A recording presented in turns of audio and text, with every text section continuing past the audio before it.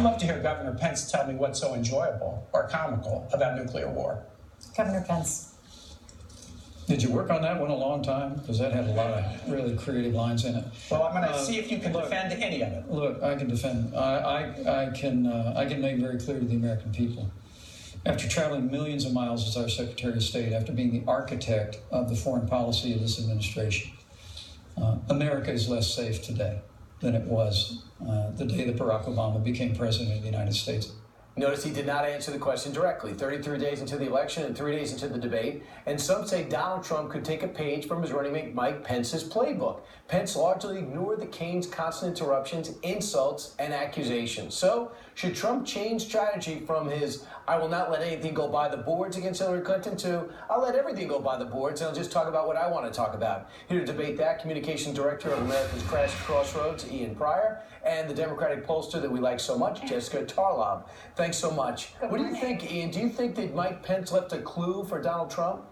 Yeah, absolutely. I think that Trump would be well served by taking a page out of Pence's playbook. And look, I mean, Trump needs to realize that Hillary Clinton's debate strategy is one-dimensional. She's not going to change negative perceptions of herself that have been baked in over 40 years. She has a very singular mission, and that is to bait Donald Trump into playing defense. And if he does that again on Sunday, he's going to be in trouble. So what he needs to do is take a page, again, from Pence's playbook.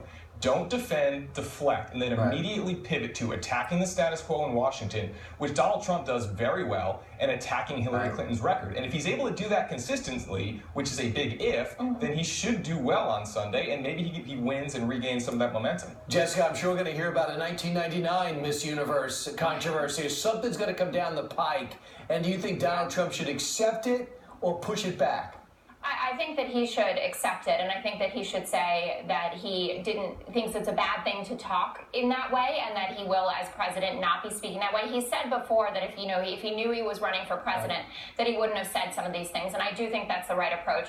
I would to push back a little bit on what Ian just said. Hillary Clinton's favorability numbers have been going up as Donald Trump's have been going down, especially in the last couple of weeks. So she is making changes, and she is, gaining a lot of enthusiasm. Now, Hillary Clinton supporters are more enthusiastic than Donald Trump supporters, no matter how big his rallies are. Great point. Ian, secret weapon coming your way. Al Gore, millennials, a natural match. They're rolling him out for the college kids. Will it work? Yeah, look, I get what Hillary Clinton's trying to do here, right? She thinks that Al Gore's position on climate change will somehow help her with millennials. But again, the reason why millennials aren't, excited about Hillary Clinton has nothing to do with her position on climate change. They think she's a liar, they think she's phony, and they think she represents the past. And trotting out a failed presidential candidate from 16 years ago isn't going to change that perception. But Ian, she's up 32 points with millennials right now. I mean, it is a growing demographic for her. People are saying now that millennials are becoming more interested in her than in Gary Johnson because they know that that's a wasted vote. Yeah, Gary Johnson has not helped himself at all. No. Ian and Jessica, thanks so much. We'll continue. Thanks a lot, Brian. Great job. Coming up.